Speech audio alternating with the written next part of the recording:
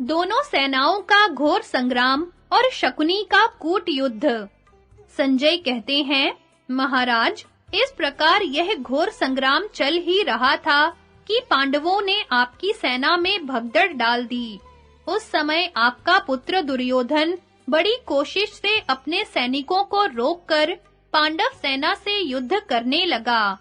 इधर राजा युधिष्ठिर ने 3 बाणों से कृपाचार्य को बींधकर 4 से कृतवर्मा के घोड़ों को मार डाला। तब कृतवर्मा को तो अश्वत्थामा ने अपने रथ पर बिठाकर अन्यत्र पहुंचा दिया, किंतु कृपाचार्य उनका सामना करते रहे। उन्होंने युधिष्ठिर को 8 बाणों से बींध दिया। तदनंतर दुर्योधन ने 700 रथियों को राजा युधिष्ठिर का सामना करने के लिए भेजा। उन रथियों ने युधिष्ठिर पर चारों ओर से इतनी बाण वर्षा की कि वे अदृश्य हो गए। उनकी यह करतूत शिखंडी आदि महारथियों से सही नहीं गई। वे अपने-अपने रथों पर बैठकर युधिष्ठिर की रक्षा के लिए वहां आ पहुंचे। फिर तो कौरव तथा पांडव योद्धाओं में बड़ा भयंकर युद्ध छिड़ गया। पानी की तरह खून बहाया जाने लगा। यमलोक की आबादी बढ़ने लगी। उस समय पांचालों और पांडवों ने दुर्योधन के भेजे हुए उन 700 रथियों को मौत के घाट उतार दिया। तत्पश्चात पांडवों के साथ आपके पुत्र ने महान युद्ध छेड़ा। वैसा पहले कभी न तो देखा गया और न सुना ही गया था। चारों ओर मर्यादा तोड़कर लड़ाई हो रही थी। दोनों ओर के योद्धा बेतरह मारे जा रहे थे। इस समय शकुनी ने कौरव योद्धाओं से कहा, वीरों, तुम लोग सामने से युद्ध करो और मैं पीछे से पांडवों का संहार करता हूँ। इस सलाह के अनुसार जब हम लोग पीछे की ओर बढ़े तो मद्र देश के योद्धा अत्यंत प्रसन्न होकर किलकारियां भरने लगे। इतने में ही पांडव फिर हमारे सामने आए और धनुष टंकारते हुए हम लोगों पर बाण बरसाने लगे। थोड़ी ही देर में मद्रराज की सेना मारी गई। यह देख दुर्योधन की सेना फिर पीठ दिखाकर भागने लगी। तब शकुनी ने कहा, पापियों, तुम्हारे भागने से क्या होगा? लौटकर युद्ध करो। उस समय शकुनी के पास 10,000 घुड़सवारों की सेना मौजूद थी। उसी को लेकर वह पांडव सेना के पिछले भाग की ओर गया और सब मिलकर बाणों की वर्षा करने लगे। इस आक्रमण से पांडवों की विशाल सेना का मोर्चा टूट गया। वह तितर-बितर हो गई। राजा युधिष्ठिर ने अपनी सेना की यह अवस्था देख सहदेव से कहा, भैया, जरा उस मूर्ख शकुनी को तो देखो। वह पीछे की ओर से प्रहार करके पांडव सेना का संहार कर रहा है। अब तुम द्रौपदी के पुत्रों को साथ लेकर जाओ और शकुनी को मार डालो। तब तक मैं पांचालों के साथ रहकर कौरवों की रथ सेना को भस्म करता हूँ। धर्मराज की आज्ञा पाकर 700 हाथी सवार, 5,000 घुड़सवार, 3,000 पैदल, द्रौपदी के 5 पुत्र तथा महाबली सहदेव, इन सबने शकुनी पर धावा किया। उस समय शकुनी पीछे की ओर से आक्रमण करके पांडव सैनिकों का संहार कर रहा था। इन योद्धाओं ने पहुंचकर शकुनी की सेना के बहुत से घुड़सवारों को मार डाला। तब शकुनी थोड़ी ही देर तक सामना करके मरने से बचे हुए 6,000 घुड़सवारों के साथ भाग गया। तदनंतर पांडव सेना भी अपने बचे हुए सवारों के साथ लौट चली। द्रौपदी के पुत्र मतवाले हाथियों की सेना लेकर धृष्टद्युम्न के पास जा पहुंचे।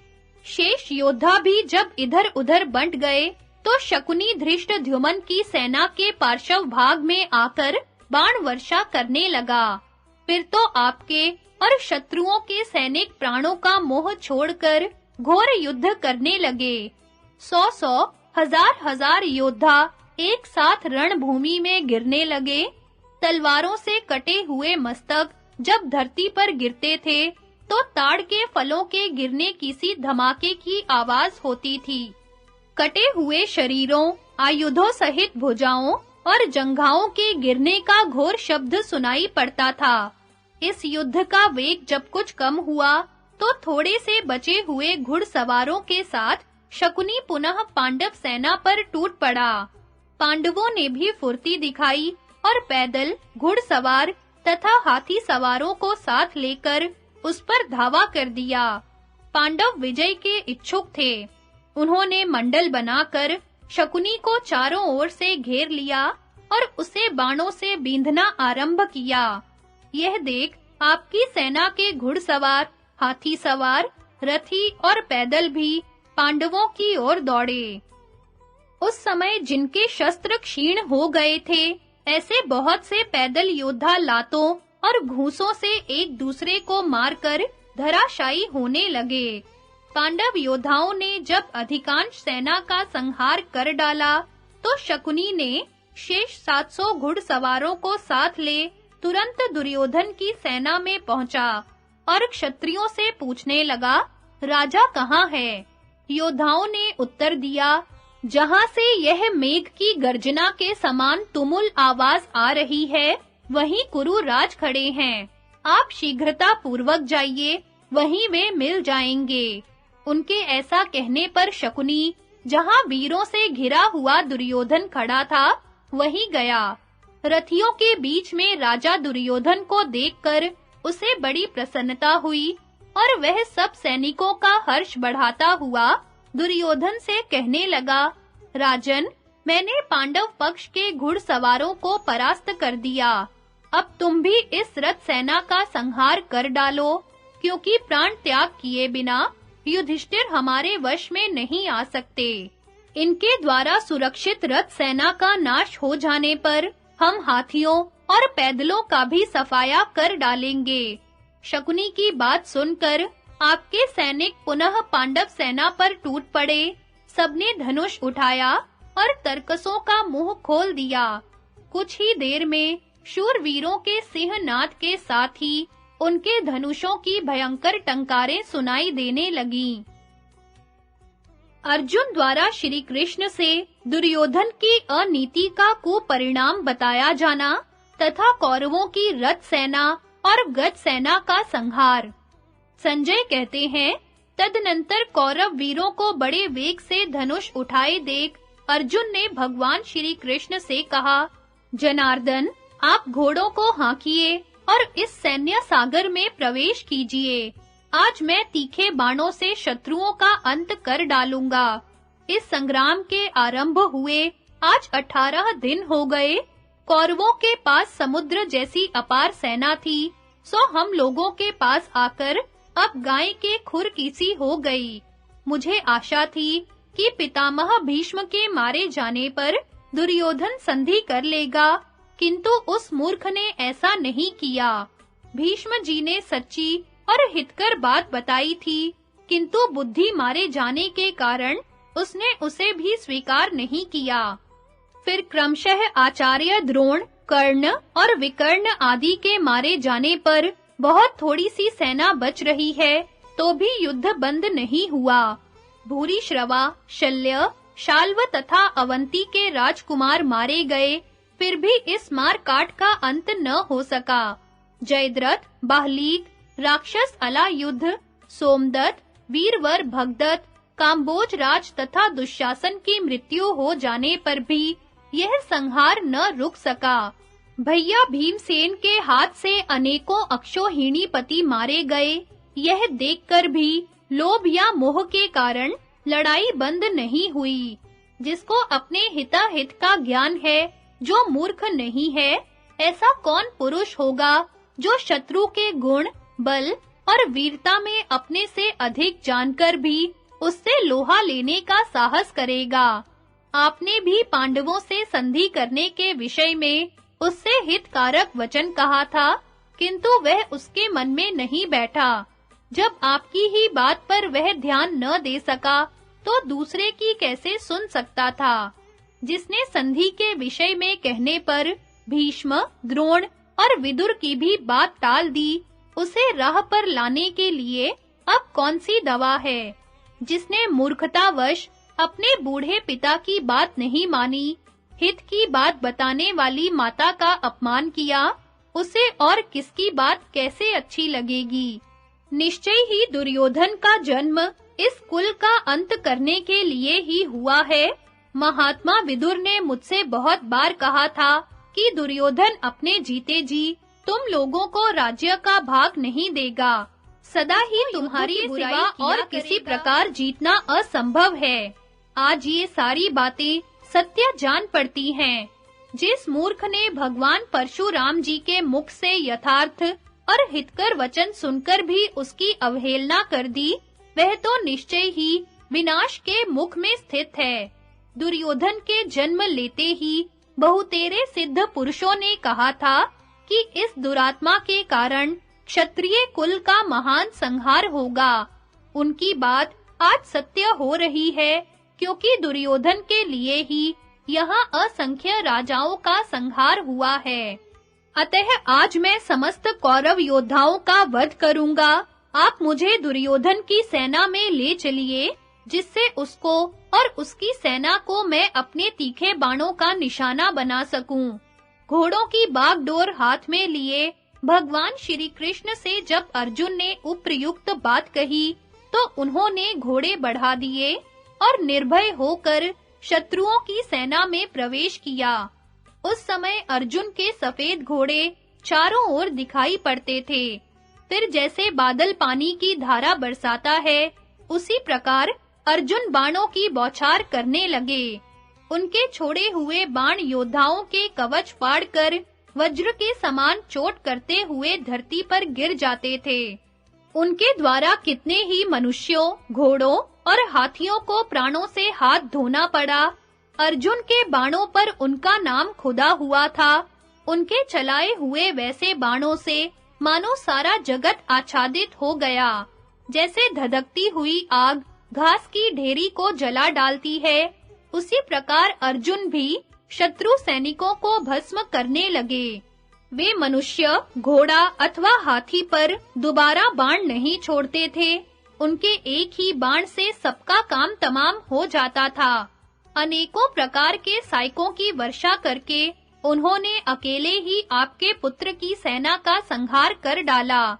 यद्यपि कौरव योद्धा रण में पीठ नहीं दिखाने वाले शूरवीर थे और पूरी शक्ति लगाकर लड़ रहे थे, तो भी अर्जुन ने अपने गांडीव से उनके विजय के संकल्प को व्यर्थ कर दिया। धनंजय के बाण वज्र के समान असह्य और अत्यंत तेजस्वी थे। उनकी मार पड़ने से आपकी सेना साहस खो बैठी और दुर्योधन के देखते-देखते रणभूमि से भाग चली। उस समय कोई पिता को पुकारते थे, कोई सहायकों को। कुछ लोग अपने भाई बंधु और संबंधियों को जहां के तहां छोड़कर भाग गए। बहुत से महारथी पार्थ के बाणों से अत्यंत घायल हो जाने के कारण मूर्छित हो रणभूमि में ही पड़े-पड़े लंबे-लंबे उच्छ्वास ले रहे थे। उनको दूसरे लोग रथ पर चढ़ाकर घड़ी दो घड़ी आश्वासन देते थे। कुछ लोग उन घायलों को वैसे ही छोड़कर आपके पुत्र की आज्ञा का पालन करते हुए युद्ध के लिए चले जाते थे। बहुतेरे योद्धा स्वयं पानी पीकर घोड़ों की भी थकावट दूर करते, उसके बाद कवच पहनकर लड़ने जाते थे। कुछ लोग अपने भाइयों, पुत्रों अथवा पिताओं को धीरज दे उन्हें छावनी में ही छोड़कर युद्ध के लिए निकल पड़ते थे। कोई-कोई अपने रथ को रण सामग्री से सजाकर पांडव सेना में प्रवेश करते थे। इस प्रकार कौरव पक्ष के योद्धाओं ने पांडव सेना पर चढ़ाई करके धृष्टद्युम्न के साथ युद्ध छेड़ दिया। उधर से धृष्टद्युम्न, शिखंडी और शतानिक ये लोग आपकी रथ सेना का सामना करने लगे। उस समय धृष्टद्युम्न को बड़ा क्रोध हुआ। वह अपनी विशाल सेना के साथ आपके सैनिकों का संहार करने को तैयार हो गया। यह देख आपके पुत्र ने उसके ऊपर नाना प्रकार के बाणों की झड़ी लगा दी। तब धृष्टद्युम्न ने भी नाराज, अर्धनाराज और वत्सदंत आदि शीघ्रगामी बाणों से दुर्योधन की भुजाओं और छाती पर प्रहार किया। धृष्टद्युम्न आपके पुत्र के प्रहार से पहले बहुत घायल हो चुका था, इसलिए उसने दुर्योधन को बींधकर उसके चारों घोड़ों को भी मौत के घाट उतार दिया। फिर एक भल्ल मारकर उसके सारथी का भी मस्तक धड़ से अलग कर दिया। अब दुर्योधन दूसरे घोड़े की पीठ पर चढ़कर शकुनी के पास भाग गया। इस प्रकार जब रथ सेना का संहार हो गया, उस समय हमारे पक्ष के 3000 हाथी सवारों ने आकर पांचों पांडवों को चारों ओर से घेर लिया। भगवान श्री कृष्ण जिनके सारथी हैं, वे अर्जुन पर्वताकार गजराजों से घिरकर उन्हें अपने तीखे नाराजों का निशाना बनाने लगे। वहां हमने देखा उनके एक ही बाण से विदीर्ण होकर बड़े-बड़े गजराज धराशायी हो रहे हैं। दूसरी ओर से महाबली भीमसेन भी अपने रथ से कूदे और बहुत बड़ी गदा हाथ में लेकर दंडधारी यमराज की भांति उन हाथियों पर टूट पड़े। उन्हें गदा हाथ में लिए देख आपके सैनिक थर्रा उठे, उनका मल मूत्र निकल पड़ा और सब पर उद्वेग छा गया। भीम की गदा के आघात से हाथियों के कुंभ स्थल फूट जाते और वे धूल में भरे हुए इधर-उधर भागते देखे जाते थे। कितने ही हाथी गदा की चोट से आहत हो चिंगाड़ कर गिर पड़ते थे। गज सेना की यह दुर्दशा देख आपके सारे सैनिक भय से कांप उठे। इसी प्रकार युधिष्ठिर और नकुल सहदेव भी आपके हाथी सवारों को यमलोक भेज रहे थे। इसी समय अश्वत्थामा, कृपाचार्य और कृतवर्मा ने रथ सेना में दुर्योधन को ढूंढा। जब वह नहीं मिला तो उन्होंने वहां खड़े हुए क्षत्रियों से पूछा, राजा दुर्योधन कहाँ गए? उत्तर मिला, सारथी के मारे जाने पर वे पांचाल राज की दुर्धर्ष सेना का सामना करना छोड़ शकुनी के पास चले गए हैं। तब वे तीनों वीर पांचाल राज की उस दुर्धर्ष सेना का व्यूह तोड़कर शकुनी के पास जा पहुंचे। उनके चले जाने पर पांडव पक्ष के योद्धा आपके सैनिकों का संहार करते हुए उन पर चढ़ आए। उन्हें आक्रमण करते देख हमारे पक्ष के बहुत से योद्धा जीवन से निराश हो गए। उनका चेहरा फीका पड़ गया, उनके अस्त्र शस्त्र कम हो गए थे और वे चारों ओर से घिर भी गए थे। उनकी यह दशा देख मैं अन्य 4 महारथियों को साथ लेकर प्राणों की परवाह न करके पांचालों की सेना से युद्ध करने लगा। किंतु अर्जुन के बाणों से पीड़ित हो जाने के कारण वहां से हम पांचों को भागना पड़ा। तब सेना सहित धृष्टद्युम्न के साथ हमारी मुठभेड़ हुई, किंतु द्रुपद कुमार ने हम सब लोगों को परास्त कर दिया। वहां से भागकर जब हम दूसरी ओर आए तो महारथी सात्यकी दिखाई पड़ा। वह बिल्कुल पास आ गया था। मुझे देखते ही उसने 400 रथियों के साथ धावा कर दिया। धृष्टद्युम्न के चंगुल से किसी तरह निकला तो सात्यकी की सेना में आ फंसा। थोड़ी देर तक वहां बड़ा भयंकर संग्राम हुआ। सात्यकी ने मेरी सारी युद्ध सामग्री नष्ट कर दी और मुझे भी पकड़ लिया।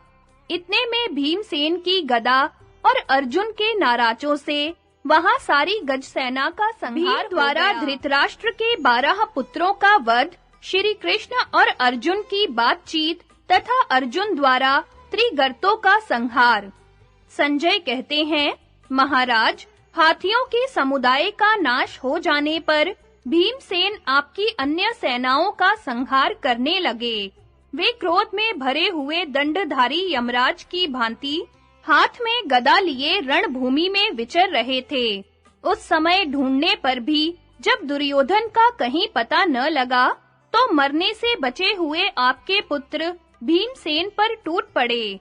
दुर्मर्शन, श्रुतांत, जयत्र, भूरिबल, रवि, जयतसेन, सुजात, दुर्विशह, दुर्विमोचन, दुष्प्रदर्श तथा श्रुतर्वा ने धावा करके भीम को चारों ओर से घेर लिया। तब भीमसेन पुनः अपने रथ पर जा बैठे और आपके पुत्रों के मर्म स्थलों में तीखे बाणों का प्रहार करने लगे। उन्होंने एक शूरप्र मारकर दुर्मर्शन का मस्तक काट गिराया। फिर एक भल्ल के द्वारा श्रुतांत का अंत कर दिया। तत्पश्चात हंसते-हंसते जयतसेन पर नाराज का प्रहार किया और उसे रथ की बैठक से भूमि पर गिरा दिया। गिरते ही उसके प्राण निकल गए। यह देख श्रुतर्वा कुपित हो उठा और उसने भीम को 100 बाण मारे। अब भीमसेन का क्रोध और भी बढ़ गया। उन्होंने जैत्र, भूरीबल और रवि इन तीनों को अपने तीखे बाणों का निशाना बनाया। बाणों की चोट खाकर वे तीनों महारथी प्राणहीन हो रथ से नीचे गिर पड़े। इसके बाद भीम ने एक तीखे नाराज से दुर्विमोचन को मौत के घाट उतार दिया। फिर दुष्प्रधर्ष और सुजात को 2-2 बाण मारकर यमलोक भेज दिया। यह देख दुर्विशह भीम पर चढ़ आया। उसे आते देख भीम ने उसके ऊपर भल्ल का प्रहार किया। उससे आहत होकर वह सबके देखते-देखते रथ से गिरा और मर गया। श्रुतर्वा ने जब देखा कि भीमसेन ने अकेले ही मेरे बहुत से भाइयों का काम तमाम कर डाला, तो अमर्ष में भरकर धनुष की टंकार करता हुआ वह उन पर टूट पड़ा और उन्हें अपने बाणों का निशाना बनाने लगा। उसने भीमसेन के धनुष को काटकर उन्हें भी 20 बाणों से घायल कर डाला। तब महारथी भीम ने दूसरा धनुष उठाया और आपके पुत्र पर बाणों की वर्षा आरंभ कर दी। श्रुतर्वा ने भी कुपित होकर भीम की भुजाओं और छाती में बाण मारे। इससे भीम बहुत घायल हो गए। उन्होंने अत्यंत रोष में भरकर श्रुतर्वा के सारथी और चारों घोड़ों को यमलोक भेज दिया। रथहीन हो जाने पर श्रुतर्वा ढाल और तलवार लेने लगा। इतने में ही भीम ने क्षुरप्र मारकर उसका मस्तक धड़ से अलग कर दिया। उसके मरते ही आपके सैनिक भय से विह्वल हो गए और युद्ध की इच्छा से भीमसेन की ओर दौड़े। भीमसेन भी उनका सामना करने के लिए आगे बढ़े। भीम के पास पहुंचकर उन वीरों ने उन्हें चारों ओर से घेर लिया। तब भीमसेन अपने तीखे बाणों से उन्हें पीड़ा देने लगा। उन्होंने कवच से सुसज्जित 500 महारथियों का काम तमाम करके 700 हाथियों की सेना का सफाया कर डाला। फिर 800 घुड़सवारों और 10,000 पैदलों को मौत के घाट उतारकर वे विजय श्री से सुशोभित होने लगे। जिस समय भीमसेन आपके पुत्रों का संहार कर रहे थे, उस समय आपके सैनिकों का उनकी ओर आंख उठाकर देखने का भी साहस नहीं होता था। उन्होंने समस्त कौरवों और उनके अनुचरों को मार भगाया। फिर ताल ठोंककर उसकी विकट आवाज से वे बड़े-बड़े गजराजों को भयभीत करने लगे। उस लड़ाई में आपके बहुत से सिपाही काम आए। जो बचे थे, उनकी भी हिम्मत टूट गई थी। महाराज, दुर्योधन और सुदर्शन, ये ही 2 आपके पुत्र बचे हुए थे। ये दोनों घुड़सवारों के बीच खड़े थे। दुर्योधन को वहां खड़ा देख देवकी नंदन भगवान श्री कृष्ण ने कहा, अर्जुन, अब शत्रुओं के अधिकांश योद्धा मारे जा चुके हैं। वह देखो, सात्यकी संजय को कैद करके लिए आ रहा है। उधर कृपाचार्य, कृतवर्मा और अश्वत्थामा, ये तीनों राजा दुर्योधन को अलग छोड़कर रण में डटे हुए हैं। इधर प्रभद्रकों सहित दुर्योधन की सेना का संहार करके पांचाल राजकुमार धृष्टद्युम्न अपनी सुंदर कांति से शोभायमान हो रहा है। और वह है दुर्योधन, जो अपनी सेना का व्यूह बनाकर रण में खड़ा है। अर्जुन, कौरव पक्ष के योद्धा तुम्हें आए देख जब तक भाग नहीं जाते, उसके पहले ही दुर्योधन को मार डालो। इसकी सेना बहुत थक गई है, अतः इस समय आक्रमण करने से यह पापी छूटकर नहीं जा सकता। श्री कृष्ण की बात सुनकर अर्जुन ने कहा, माधव, धृतराष्ट्र के सभी पुत्र भीमसेन के हाथ से मारे जा चुके हैं। ये 2 जो अभी बचे हुए हैं, ये भी नहीं रह जाएंगे। शकुनी की सेना में अब 500 घुड़सवार, 200 रथी, 100 से कुछ अधिक हाथी और 3000 ही पैदल बच गए हैं। दुर्योधन की सेना में अश्वत्थामा, कृपाचार्य, त्रिगर्तराज, उल्लूक, शकुनी, कृतवर्मा आदि कुछ ही योद्धा बचे हैं। बाकी सब मारे गए। अब इनका भी काल आ ही पहुंचा है। आज जो मेरे सामने आकर भाग नहीं जाएंगे, वे देवता ही क्यों ना हो, उन सबको मार डालूंगा। आज सारा झगड़ा समाप्त हो जाएगा। दुर्योधन भी यदि मैदान छोड़कर भाग नहीं गया, तो आज अपनी उद्दीप्त राज्य लक्ष्मी तथा प्राणों से हाथ धो बैठेगा। आप घोड़े बढ़ाइए, मैं सबको अभी मारे डालता हूँ। अर्जुन के ऐसा कहने पर भगवान ने दुर्योधन की सेना की ओर घोड़े बढ़ाए। भीमसेन और सहदेव ने भी अर्जुन का साथ दिया। तीनों महारथी दुर्योधन को मार डालने की इच्छा से सिंहनाद करते हुए आगे बढ़े। उस समय आपके पुत्र सुदर्शन ने भीमसेन का सामना किया। सुशर्मा और शकुनी अर्जुन से लड़ने लगे। दुर्योधन घोड़े पर सवार हो सहदेव से जा भिड़ा।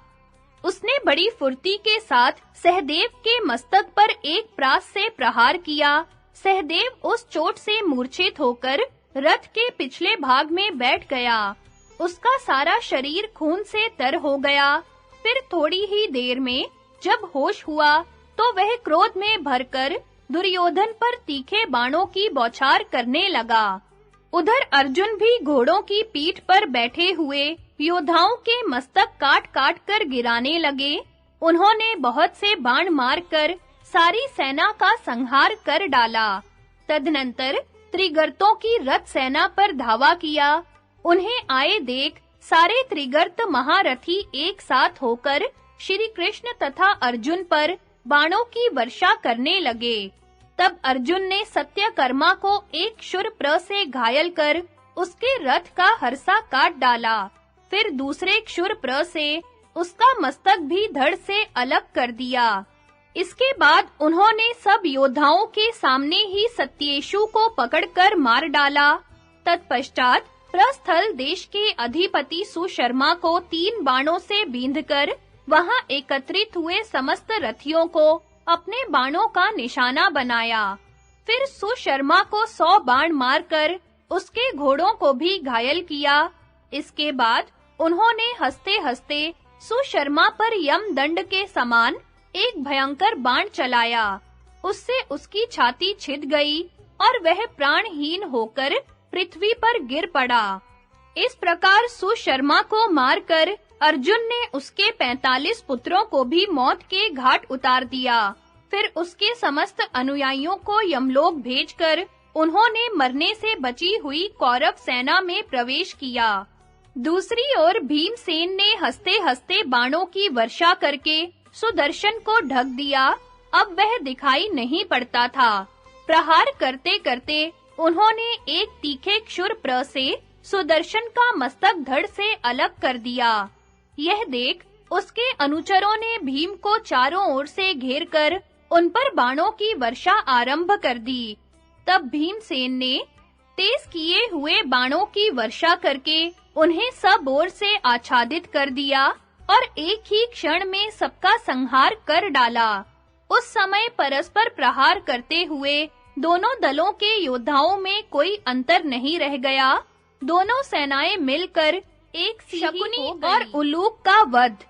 संजय कहते हैं, महाराज, उपर्युक्त संग्राम जब आरंभ हुआ, उस समय शकुनी ने सहदेव पर धावा किया। सहदेव ने भी सुबल पुत्र पर बाणों की वर्षा आरंभ कर दी। शकुनी के साथ उसका पुत्र उलूक भी था। उसने भीमसेन को 10 बाणों से बींध डाला। साथ ही शकुनी ने भी भीमसेन को 3 बाणों से घायल करके सहदेव पर 90 बाणों की वर्षा की। उस समय दोनों ओर के योद्धाओं द्वारा की हुई बाणों की बौछार से संपूर्ण दिशाएं आच्छादित हो गईं। क्रोध में भरे हुए भीम और सहदेव दोनों वीर संग्राम में भयंकर संहार मचाते हुए विचर रहे थे। उनके सैकड़ों बाणों से ढकी हुई आपकी सेना अंधकारपूर्ण आकाश की भांति दिखाई पड़ती थी। इस प्रकार लड़ते-लड़ते जब कौरवों के पास बहुत थोड़ी सेना रह गई, तो पांडव योद्धा हर्ष में भरकर बड़े उत्साह से उन्हें यमलोक पहुंचाने लगे। इसी समय शकुनी ने सहदेव के मस्तक पर प्रास का प्रहार किया और सहदेव मूर्छित सा होकर रथ की बैठक में बैठ गया।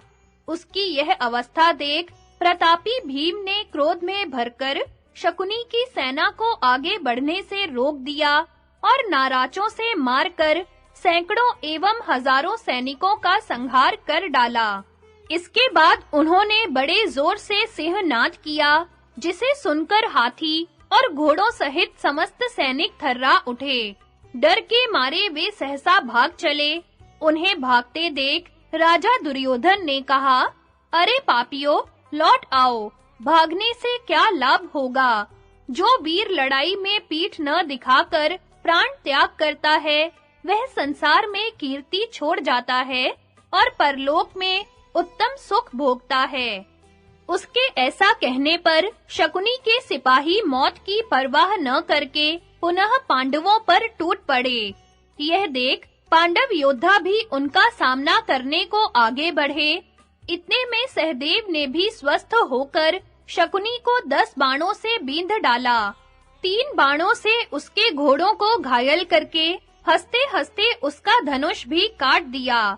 शकुनी ने दूसरा धनुष लेकर सहदेव को 60 और भीमसेन को 7 बाण मारे। इसी तरह उलूक ने भी भीम को 7 और सहदेव को 70 बाणों से घायल कर डाला।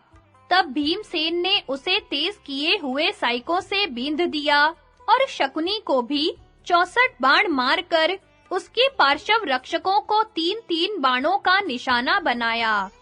भीम के नाराजों से आहत हुए योद्धा क्रोध में भरकर सहदेव के ऊपर बाणों की बौछार करने लगे। तब सहदेव ने एक भल्ल मारकर अपने सामने आए हुए उल्लूक का मस्तक काट डाला। उसकी लाश जमीन पर गिर पड़ी। बेटे की मृत्यु देखकर शकुनी को विदुर जी की बात याद आ गई। उसका गला भर आया, उच्छ्वास चलने लगा और वह अपनी आंखों में आंसू भरकर 2 घड़ी तक चिंता में डूबा रहा। इसके बाद सहदेव के सामने जाकर उसने 3 बाण मारे, किंतु सहदेव ने अपने साइकों से उन्हें काट गिराया और शकुनी के धनुष के भी टुकड़े-टुकड़े कर डाले। तब शकुनी ने सहदेव के ऊपर तलवार का वार किया, किंतु उसने हंसते-हंसते उस तलवार के भी 2 टुकड़े कर दिए। अब शकुनी ने गदा चलाई, पर उसका वार खाली चला गया। वह जमीन पर जा पड़ी। इससे उसका क्रोध बहुत बढ़ गया और उसने एक भयंकर शक्ति सहदेव के ऊपर छोड़ी, किंतु सहदेव ने बाण मारकर उसके भी 3 टुकड़े कर डाले। इस प्रकार जब शक्ति भी नष्ट हो गई और शकुनी भयभीत हो गया, तो आपके सैनिकों पर भी आतंक छा गया। वे सब के सब शकुनी के साथ भाग चले। उस समय पांडव जोर-जोर से सिंहनाद करने लगे। सभी कौरव योद्धा रण से पीठ दिखाकर भाग गए। शकुनी को भी खिसकता देख सहदेव ने सोचा, यह मेरा हिस्सा बाकी रह गया है, इसका नाश मुझे करना है।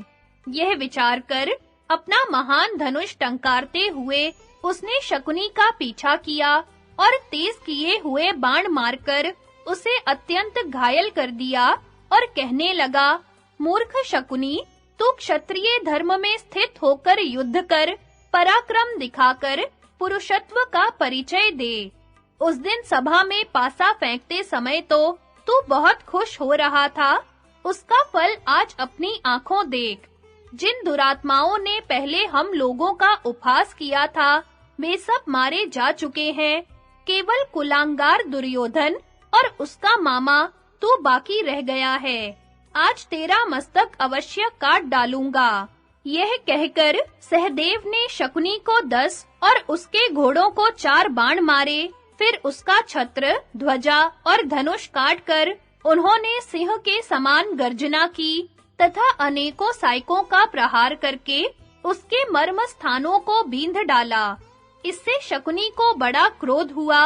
वह सहदेव को मार डालने की इच्छा से दोनों हाथों में प्रास लेकर उसके ऊपर टूट पड़ा। सहदेव ने शकुनी के उठाए हुए प्रास को तथा उसे पकड़ने वाली उसकी दोनों गोलाकार भुजाओं को 3 भल्ल मारकर एक ही साथ काट डाला। फिर बड़े जोर से गर्जना की।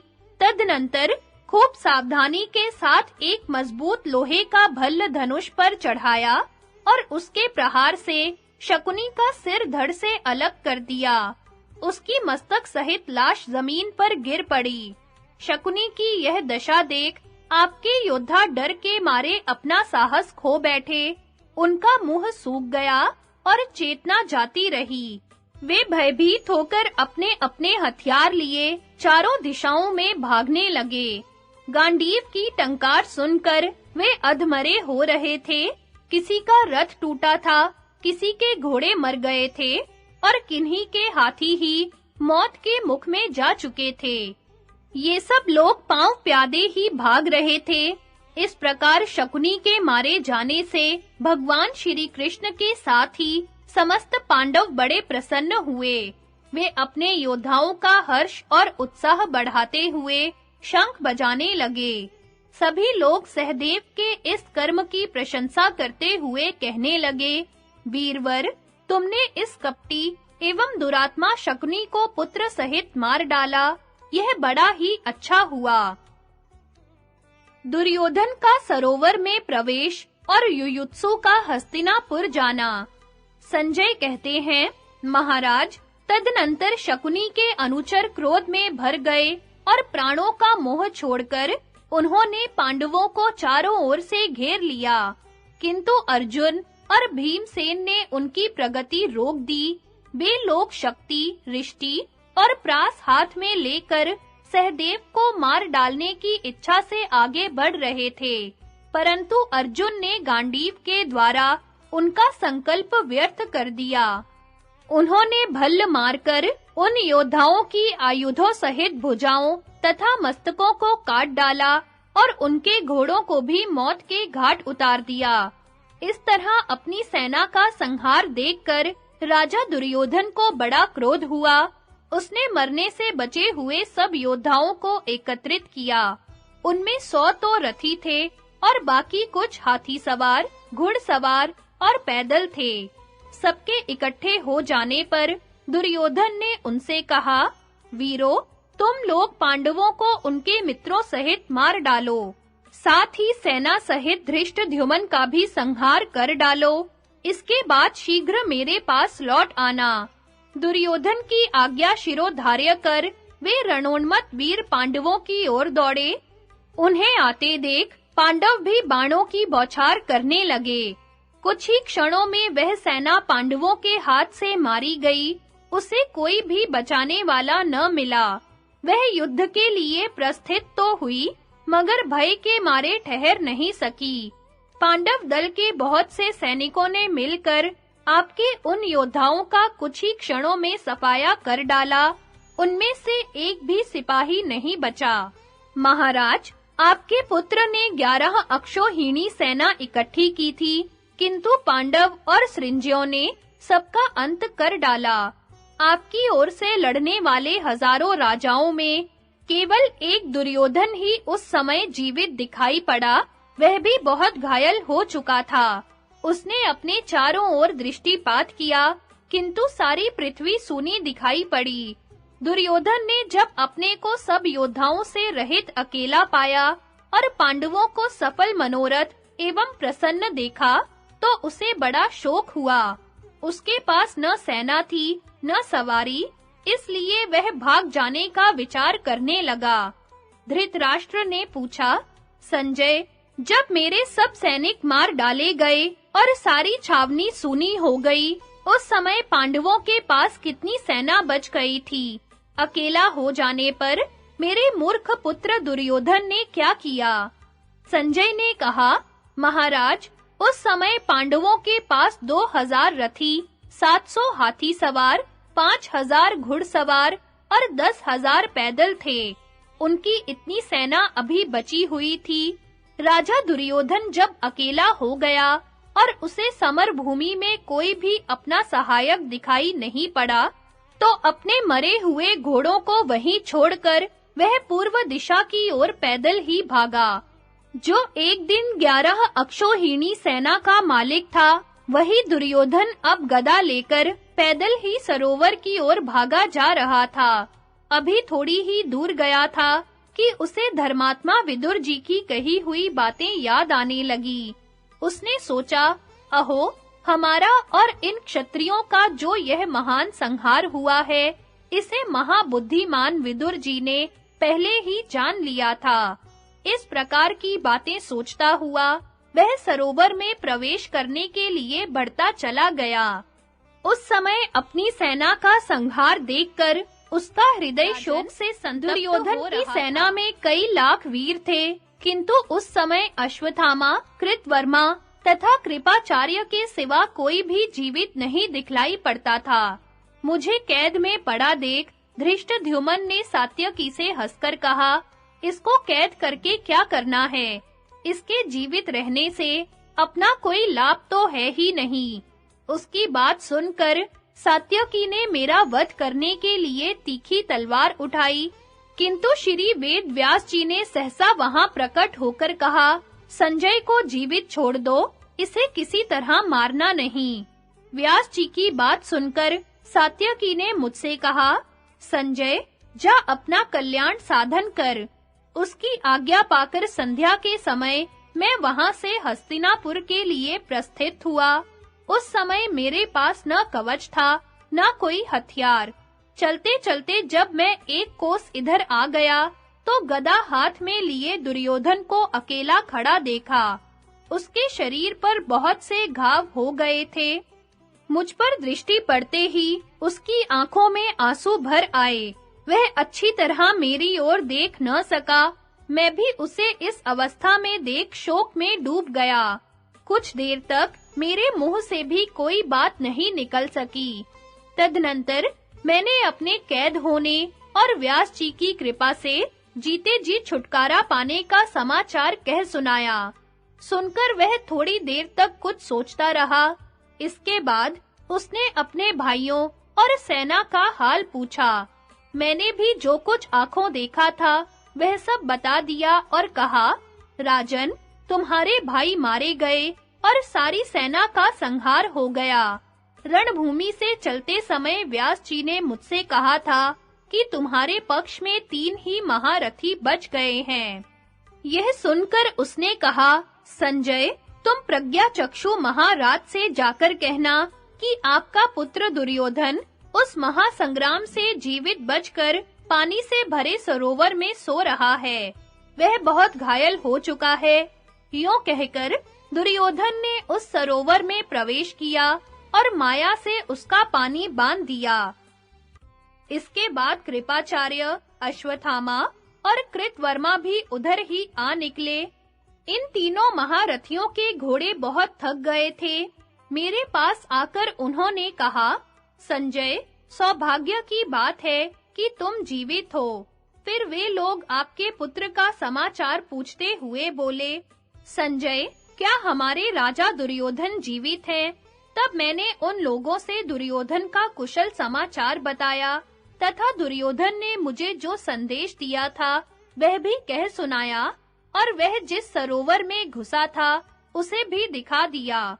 मेरी बात सुनकर वे महारथी थोड़ी देर तक वहां विलाप करते रहे, किंतु पांडवों को रण में खड़े देख वहां से भाग चले। उन्होंने मुझे भी कृपाचार्य के रथ पर बिठा लिया। फिर सब लोग छावनी पर आ गए। सूर्यास्त निकट था। छावनी के पहरेदार घबराए हुए थे। आपके पुत्रों का मरण सुनकर वे सब एक साथ रो पड़े। तदनंतर स्त्रियों की रक्षा में नियुक्त हुए वृद्ध पुरुषों ने राजरानियों को साथ लेकर नगर की ओर प्रस्थान करने का विचार किया। बेचारी रानियां पतियों के मरण का समाचार सुनकर कुररी के समान विलाप करने लगी। वे हाय हाय करती हुई हाथों से सिर और छाती पीटने लगी।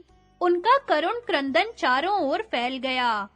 राजमंत्री व्याकुल हो उठे। उनका गला भर आया। वे रानियों को साथ लेकर नगर की ओर प्रस्थित हुए। साथ में रक्षा करने के लिए छड़ीदार सिपाही भी थे। रक्षा करने वाले सिपाही रथ पर बैठकर अपनी-अपनी स्त्रियों को साथ ले नगर की ओर जा रहे थे। राजमहल में रहने पर जिन रानियों को सूर्य भी नहीं देख पाते थे, उन्हें ही नगर को जाते समय साधारण लोग भी देख रहे थे। उस समय ग्वाले और भेड़ चराने वाले तक भीमसेन के डर से नगर की ओर भाग रहे थे। उस भगदड़ के समय युयुत्सु शोक से मूर्छित हो मन ही मन सोचने लगा। भयंकर पराक्रम करने वाले पांडवों ने 11 अक्षौहिणी सेना के स्वामी राजा दुर्योधन को परास्त कर दिया। उसके सब भाइयों को मार डाला और भीष्म एवं द्रोण जैसे कौरव वीर भी मौत के घाट उतर गए। भाग्यवश केवल मैं बच गया हूँ। दुर्योधन के मंत्री रानियों को साथ लेकर नगर की ओर भागे जा रहे हैं। अब उचित यही होगा कि मैं भी युधिष्ठिर तथा भीमसेन से पूछकर उनके साथ नगर में चला जाऊं। यह सोचकर उसने युधिष्ठिर और भीमसेन से अपना मनोभाव प्रकट किया। राजा युधिष्ठिर बड़े दयालु हैं। युयुत्सु की बात सुनकर वे बहुत प्रसन्न हुए और उसे छाती से लगाकर उन्होंने जाने की आज्ञा दे दी। तब युयुत्सु ने अपने रथ में बैठकर घोड़ों को बड़ी तेजी के साथ हाँका और राजरानियों को भी साथ लेकर नगर में प्रवेश किया। उस समय सूर्यास्त हो रहा था। नगर में पहुंचते ही उसका गला भर आया, आंखों से आंसुओं की धारा बह चली। इसी अवस्था में उसे विदुर जी मिल गए। उसे देखते ही विदुर जी के नेत्रों से भी अश्रु प्रवाह जारी हो गया। वे विनीत भाव से सामने खड़े हुए युयुत्सु से बोले, बेटा, इस कुरु वंश का संहार हो जाने पर भी तुम अभी जीवित हो, यह बड़े सौभाग्य की बात है। किंतु राजा युधिष्ठिर के नगर में प्रवेश करने के पहले ही तुम यहाँ कैसे आ गए? इसका कारण विस्तार पूर्वक बताओ। युयुत्सु ने कहा, तात, अपने जाति, भाई और पुत्र के साथ जब मामा शकुनी मारे गए, उस समय राजा दुर्योधन रक्षकों से रहित हो जाने के कारण अपने मरे हुए घोड़ों को वहीं छोड़ डर के मारे पूर्व दिशा की ओर भाग गए। उनके भागते ही छावनी के सब लोग डरकर भागने लगे। फिर स्त्रियों के रक्षक भी राजा और उनके भाइयों की रानियों को सवारी पर बिठाकर भाग चले। तब मैं भी राजा युधिष्ठिर और भगवान श्री कृष्ण से पूछकर भागते हुए लोगों की रक्षा के लिए हस्तिनापुर तक आ गया। युयुत्सु की बात सुनकर विदुर ने सोचा, इसने वही काम किया है जो ऐसे अवसर पर उचित था।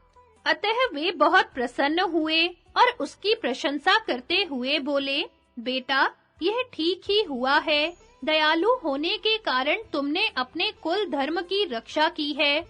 उस संहारकारी संग्राम से आज तुम्हें सकुशल लौटे देखकर मुझे बड़ा आनंद मिला है। अपने अंधे पिता के तुम ही लाठी के सहारे हो। विपत्ति में डूबकर दुख पाते हुए राजा धृतराष्ट्र को धैर्य देने के लिए केवल तुम ही जीवित हो। आज यहाँ रहकर विश्राम करो, कल सवेरे ही युधिष्ठिर के पास चले जाना। यह कहकर विदुर जी आंसू बहाते हुए चले। उन्होंने युयुत्सु को राजभवन में भेजकर स्वयं भी प्रवेश किया। उस समय वहां नगर और प्रांत के लोग इकट्ठे होकर बड़े दुख से हाहाकार कर रहे थे। वह भवन आनंद शून्य और श्रीहीन दिखाई देता था।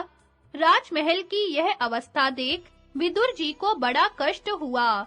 वे मन ही मन विकल हो धीरे-धीरे उच्छ्वास लेते हुए वहां से लौटकर नगर में चले गए। युयुत्सु ने वह रात अपने ही घर में रहकर व्यतीत की।